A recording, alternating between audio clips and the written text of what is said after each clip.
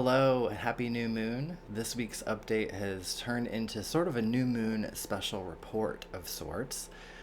So, we're going to talk about all the dynamics involved at this very strong time astrologically and why some astrologers are saying not to make intentions at this new moon and why it's sort of um, a more hazardous kind of energy, which, with an evolutionary perspective in astrology, we can always find some use of that potential. So we'll talk about why that is, though, and why it could be important to be careful with our intentions this week and going into this weekend, and being a little more sensitive around this new moon than previous new moons. They're all not the same, and this one's definitely got quite a mix of energy going on in it. The first thing with that is a conjunction with Pluto, the planet of power and transformation. Pluto stands for this breakdown of the old, rebirth of the new that we've been talking about. And so it can be a very reclamation of power kind of energy where we're reclaiming a power or authority of sorts collectively, but also in our own life. We've got to look at the microcosm here as well.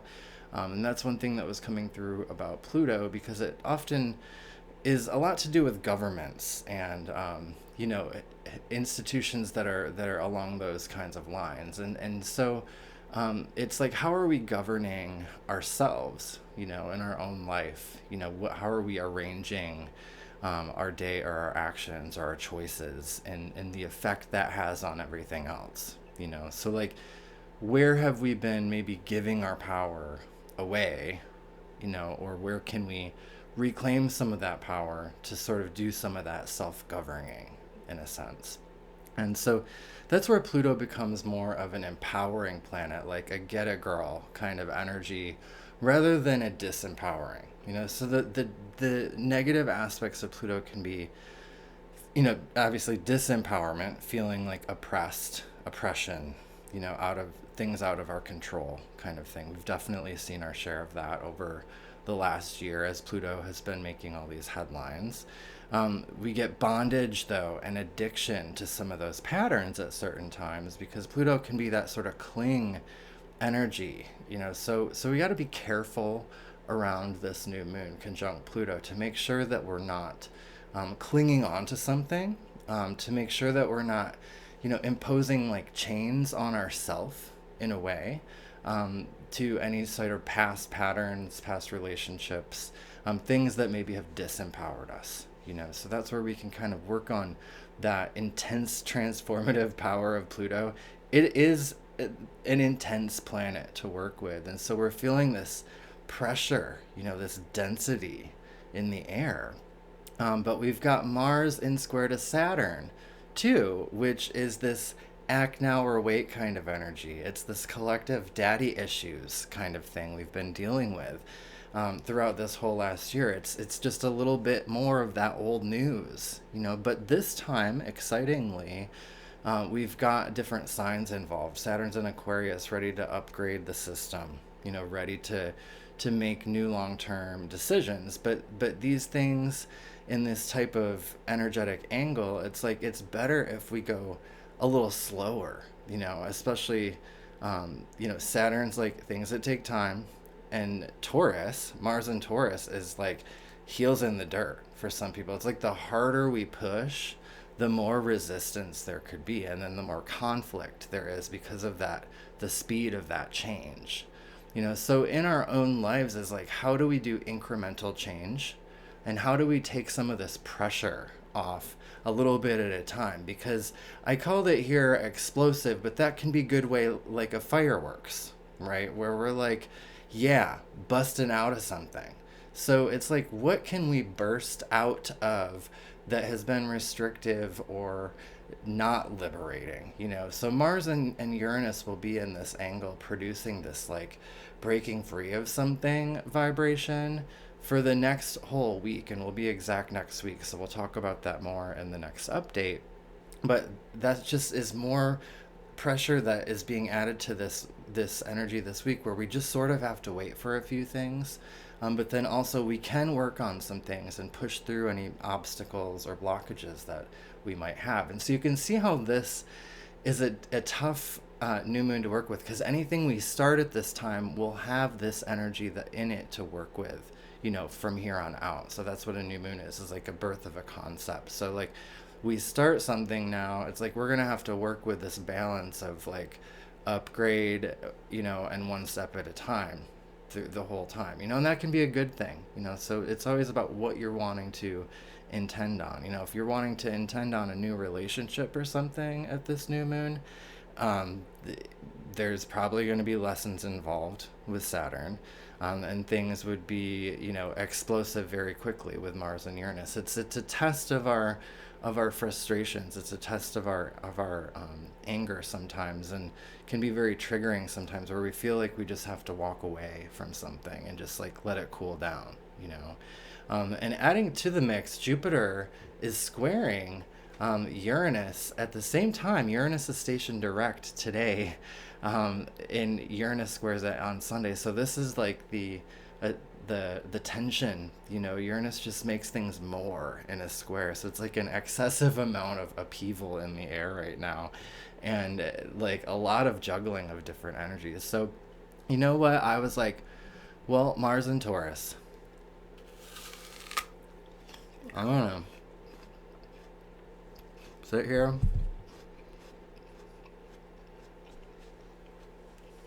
ASMR.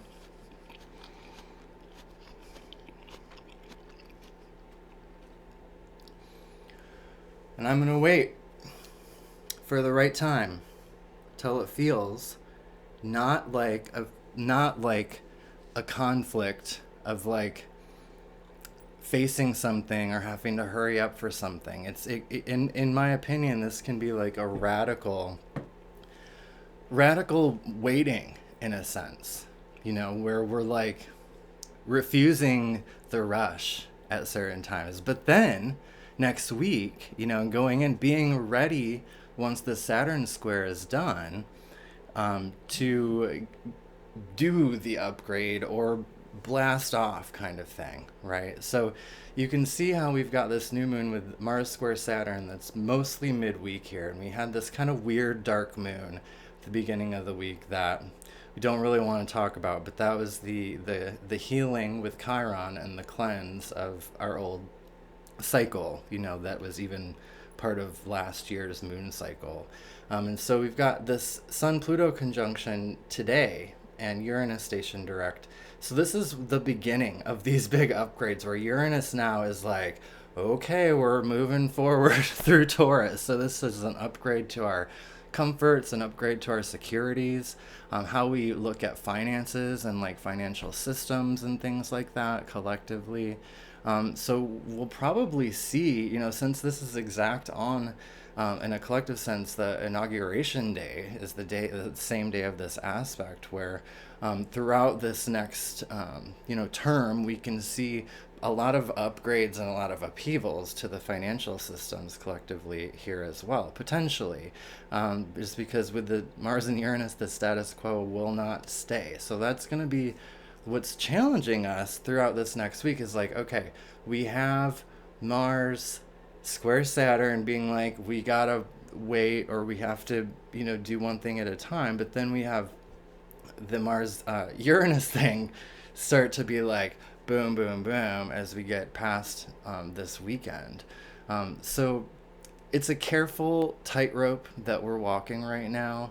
And it's just encouraging each sign, not just the cardinal signs, but the fixed signs as well, Taurus, Scorpio, Leo, Aquarius, because that's where we've got this pressure cooker of a thing happening right now too. So if your sun or rising sign is in Gemini, Pisces, Virgo, or Sagittarius, you're not necessarily sitting this out, but you're not in the direct line of all the dramatic energies that are happening right now. So you can be a little more in the support realm, or the researching realm, seeing things from a bigger picture for now. And then we'll get the sun going into Aquarius here next Tuesday, and we'll talk about all that in the next update. But that's going to be, when we really start to get into the reinvention energy of Aquarius and out of some of this stubborn earth energy of Capricorn, that generally works well with Taurus and this Uranus upgrade cycle. But with the planets involved right now, it's like two different forces, trying to get through the same lane, and it's just not going to work like that, So we're finding that balance now through the end of the week, and then making intentions. So where would be some ideas that we could make intentions? So it's not just well, let's just sit and eat an apple, Taurus style, or make comfort food and forget about it. Not that that happens with Taurus, but that's a good thing to do sometimes when Taurus energy is happening. But it we're like intending on where we can break free from some of these past patterns or something, and being really honest with ourselves. With Pluto, it can be kind of a shadow work kind of thing, where we're like, where am I clinging on to something, or where am I addicted to something? Where is there an emotional pattern? Is there a person or a food or an object that I'm kind of clinging to? And where can I reclaim some of that power at this new moon and be like, feeling free, feeling empowered to take some big steps, and not letting this Saturnian energy like get you down kind of thing. Like really sitting there and enjoying that apple, but then like taking the next step and doing that whole governing your life kind of thing. Where can we start to move more into Aquarius? It's a new moon. It's like feeling kind of muddy though right now. So next Wednesday, with the Mars and Uranus conjunction, will be the peak of this, where we kind of take the lid off the pressure cooker and see what everything looks like in there. That will go, then the pressure will start to feel a little less going into the following weeks, and that will be a welcome relief to probably everybody. But right now, it's just like we got to draw on the good energy. So like, what's a good energy? This hasn't come up yet. Venus trine Uranus, right? The feminine energies, connection, and upgrades through social bridges. Like take a chance on some new friends, or a new connection that helps you free from this upgrade. That's maybe a little abstract or outside of your comfort zone. It's all about the balance of the energy. So it's not an outright like, don't do anything, or don't start a new relationship. It's just about being aware of the energies involved. And with Venus and Uranus, it's like a social bridge, like a connection to a new social circle, perhaps, where the actual person or the actual event maybe is a shorter lived thing, but it gets you somewhere, in a sense of like a win-win situation. You know what I mean? Where we're all kind of helping each other get out of our past, like sticky structural kind of limitation mindsets. And that can be a lot of hard work. Chiron's been active. That's like the deep healing work we're all doing. And it's okay to just say no and lay down. That's the first thing a Taurus would say to you, is like, I can lay down anywhere. I prefer the big cozy bed, but that's my right, is to lay down and take a minute and reset my energy, and then figure out what to do next. Not engaging in this hot-headed kind of like back and forthness that's been happening. So I hope that can help clarify some of the dodgy energies at this new moon. And if anybody's feeling brave to make these intentions to break free from past things, and the clues will be in the air, that's for sure, of where we're getting these upgrades. And that's one thing with Uranus, is it might not make sense at first. It might seem kind of crazy at first, but then afterwards you're like, oh, I see how that made sense, in this weird sort of not in a linear mindset kind of way. Okay. So that's it for now. We'll talk more in like 4 days on the next week update, which will be on Monday, and we'll talk about the Mars Uranus thing and all of that jazz. But if you want to help support these videos, I've got a virtual tip jars here and also a Patreon link in the About section where you can sign up for monthly benefits. You can get that calendar that was behind me there as well on that site. So thanks, and I'll see you next time.